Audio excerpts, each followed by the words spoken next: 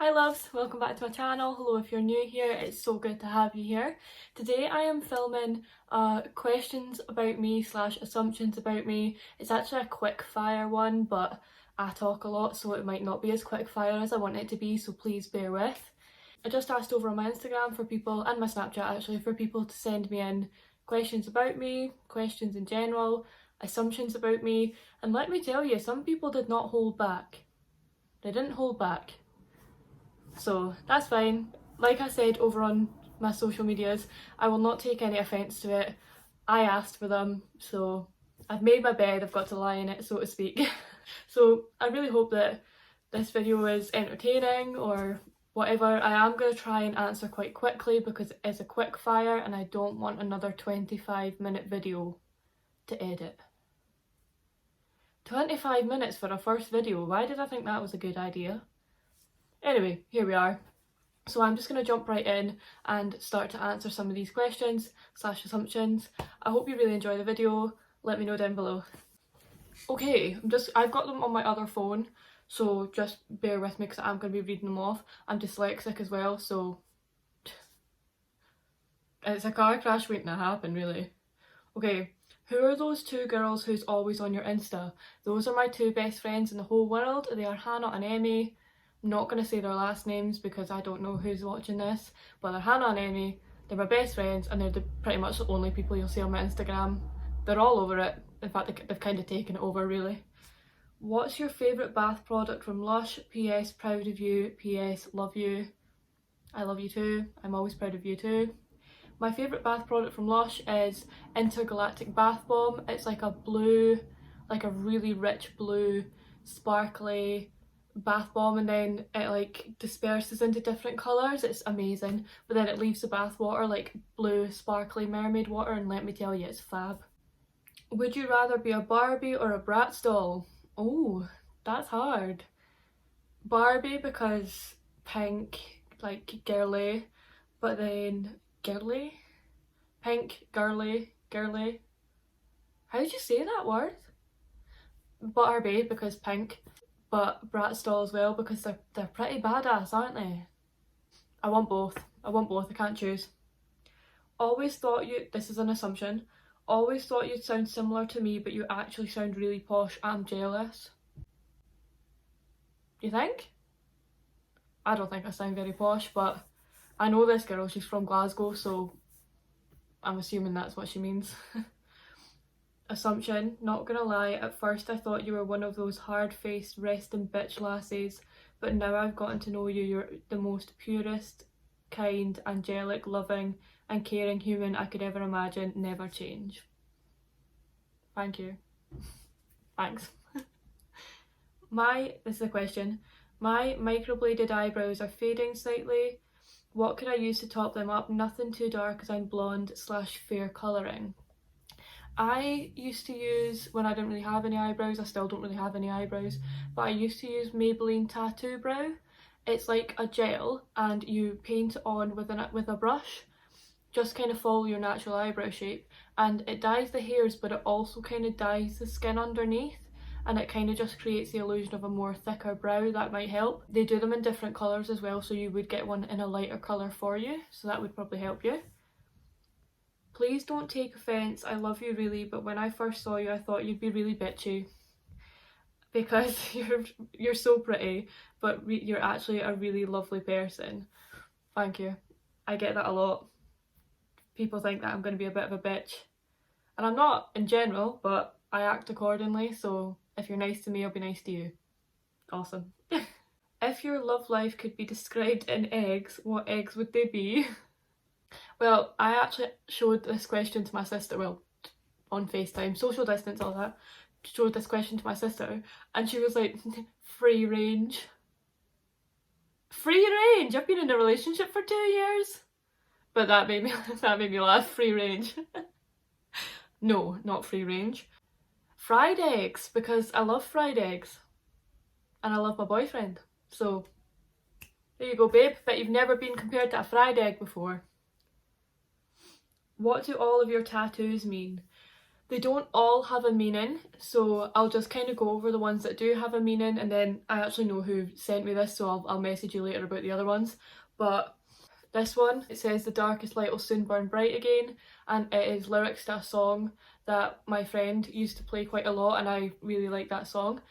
And it basically just means that even if you're having a hard time, things will get better. I've got never a victim, forever a fighter on my leg because I went through a really tough time when I was younger, and the counselling service that I went to referred to the people who attend as fighters or survivors rather than victims. I hate the word victim.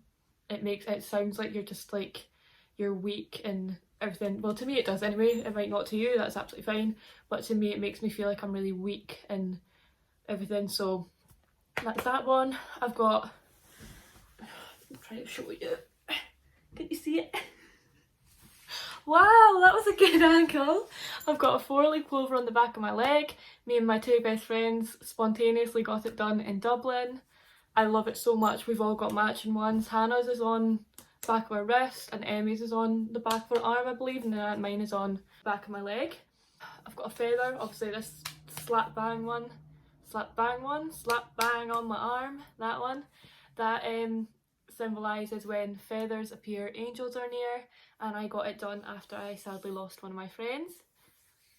Got a rose on my arm, just because I like it. Yeah, so yeah. How do you cope with bad mental health days? I listen to my body and I listen to my brain. So if I'm having a bad day, I will speak to somebody about it. I'll chat to my boyfriend. Bless him, he answers a few too many upset phone calls. He got one the other night. Let's not talk about it. But no, actually let's talk about it, because I try and speak to people about how I'm feeling, just because I like to kind of get it off my chest. There are some days where I won't want to talk to anybody, and that's okay. But yeah, I listen to my body and I kind of try and work out what my body and my brain needs. Honestly, listen to how you're feeling. So if I'm really struggling and I don't want to get out of bed, then that is okay. I will lie and I'll just watch movies, or I'll play on my Switch or whatever. But if I feel like, right, okay, I'm not feeling very well, but I'm going to try and power through, I will try my utmost hardest to do what I'm planning to do, and then it makes me feel like I've achieved something at the end of the day. Now, if I really feel like I can't do anything, my brother actually wrote a blog, I believe, called How Making My Bed Every Day Saved My Life. My brother has suffered in the same way that I have, in a sense. He is very open about that, and he said that even if he didn't achieve anything in the day because of how he was feeling, if he made his bed, that was one thing that he had done in that day that he can say, okay, I did that and I achieved that. That's what helps me. I do try and get up and make my bed. Look after yourself, treat yourself, have a nice bath, have a nice shower, do a bit of skincare, etc.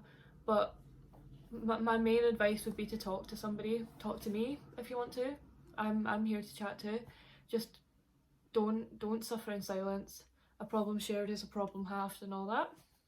How do you feel with... Oh, sorry, I'm moving about a bit because I've got a bad back. I was saying to Joel last night, I'm like 80. How do you feel with makeup on and without makeup on? What changes? So without makeup on, I obviously don't have really massive black eyelashes. I don't know if that's quite what you meant, but without makeup on, I don't hate myself by any means, but I do like to be tanned. And when I've got like fake tan on my face, I don't know whether that kind of counts or whether that's cheating, but when I've got like false tan on my face, I feel a little bit more confident without makeup on. But with makeup on and without makeup on, I love makeup just because I feel like I feel more confident with it on, just because, especially when I like how I've done my makeup. Like today I really like my makeup and like how I've done my hair, etc., and I instantly feel more confident.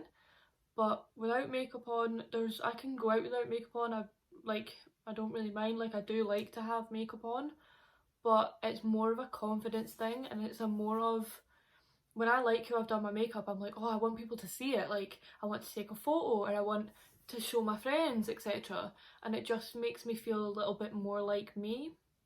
Without makeup on, I feel a lot better than I did when I was younger. I would never have gone anywhere without makeup on. Ask my friend Emma from down south. She knows that I wouldn't even go like round the corner to the shop without makeup on. It just wouldn't happen. But these days, now that I've gotten older, I know that makeup isn't everything. I love it. I love how I feel with it on. I like myself better with it on, I guess. I don't know, like, yeah, I don't know whether I've actually answered that question, I'm really sorry. But makeup to me is an art, and I like to create things on my face. Sorry. What highlighter do you use? MAC Whisper of Guilt. It's the only highlighter that I use. I love it so much. It's the best for if you've got like a tan or if you're of a darker complexion, because it is quite golden, but it's stunning. It's absolutely beautiful. MAC Whisper of Guilt. MAC, if you see this, send me free ones. What are your best memories with friends? This is meant to be a quick fire video, but this question will not be quick. Dublin with my two best friends, nights out, days out. One of my friends, wee Abby, she shares the same name as me, she's one of my best friends. We used to work together in the restaurant, and the only times we would see each other would be in the restaurant working or at the pub, because that was our meeting place. And believe me, too many meetings there, shall we say. But no, I loved those days, like with Abby in the pubs. Like it was so much fun. I went to a museum with my friend and we coloured in like that's actually the person that asked this. Yeah, we coloured in little colouring sheets. Mine was the best. I think I coloured in a sheep. It was the best. Don't get mad at me. Just like going to safari parks, like I like to look back and at memories where I've done stuff with people. House parties at Hannah's, New Year, you know that one, Han.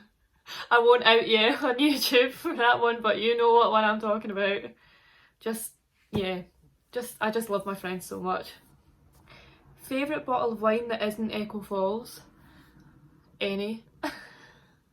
I love rosé wine. Like rosé wine is just, I don't really drink white apart from Prosecco, but rosé wine is just, it's my thing.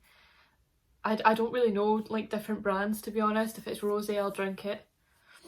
That's gonna make me sound like an alcoholic. Mum and Dad, do not send me to is it? Alcoholic Anonymous? Yeah, don't do it.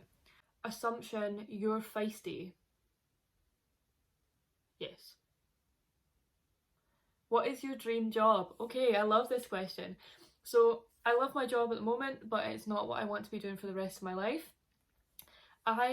I'm not just saying this just because I've actually started YouTube now, but I've always kind of wanted to be able to, maybe if it never got to the point where I could do it as a full-time job, that would be okay, but I always want to carry on doing what I'm doing now. But when I'm older, I want to work as an investigating officer in a serious crime team within the police. When I was younger, I didn't really know what I wanted to do with my life at all, but I started watching 24 Hours in Police Custody, and I learned more about the job role itself, etc. And I just love it. I just think it's amazing. I want to be interviewing suspects. I want to be sitting across around the table from them and shouting at them until they tell me what they've done. Love it. You would do anything, oh this is an assumption, you would do anything for a friend and are always there if anyone needs to talk. Absolutely. My friends are my life. If anybody needs to speak to me, even if you don't know me, please give me a message. Like, I will sit and I'll chat to somebody for hours. Even if you don't want to talk about what's wrong and you just want to talk about random stuff, I will chat to you for hours on end. I don't shut up. This is why it takes me so long to edit videos, because I don't shut up. Yeah, absolutely. I'm here for anybody that needs to talk to me. Will you adopt me? Yes. Will you be my best friend? Yes. Will you marry me? No. They weren't even sent in from the same person. Assumption, you're rich. Absolutely not. I'm not. Like, I have money, I'm able to take care of myself and like pay money towards my family when I'm staying at home, because I am living at home at the moment, and have my car, etc. In a way, I feel like I am rich because I have a car. I obviously I'm still living at home, but I'm planning to move out soon. I have money to be able to take care of myself, to buy makeup, to like upkeep my car, to etc etc. So in that sense I feel like I'm very rich. But money wise, if you think that I'm minted, think what you want, that's great. I wish I was. You have a very rich husband. Why do you people think that I'm minted? Also, if you think I have a rich husband, can you please tell me where he is? No, one, I'm not married. Two, I do not have a husband. And three, my boyfriend's bank account has absolutely nothing to do with you. Materialistic things mean a lot to you? Absolutely not, no. I like to have nice things, but they don't define you as a person, and they certainly will never define me as a person. Ever. You've always wanted to fit in, but never felt like you have. I think when I was in school, I kind of tried to fit in. I did all, like, if you're my age, like in your early 20s, then you'll know the craze of being 13, 14. You had your massive fringe across your face. You had like orange foundation with a line. Have I got a line? That's embarrassing. You had orange foundation with a line. You had like foundation lips with like Vaseline on them. Everyone was doing it at my school when they were a 13, 14-year-old girl. And in that sense, yeah, I did kind of want to fit in. But as I got older, I realised that I don't really fit in. Like, I just don't, and that's fine. Like, I don't want to fit in. I don't want to be normal. I don't want to be like everyone else. There's nobody better at being me than me, and there's nobody better at being you than you. So no, I don't want to fit in with anyone. Right. So this is the last question I'm going to ask. This is the last question I'm going to answer, and it's quite a funny one. It took you more than 2 times to pass your driving test. Absolutely not. I passed first time with 3 minors. Thank you. So you guys, that is it for this video. I had a lot of fun filming it. There's some questions that I didn't answer because they're not appropriate, and I'm not going to do that to myself. I really hope that you enjoyed this video. If you did, please give it a like, comment, subscribe, share, etc etc, whatever takes your fancy. I would really appreciate it. It helps me out a lot. Aside from that, guys, I'll just see you on my next video. Bye!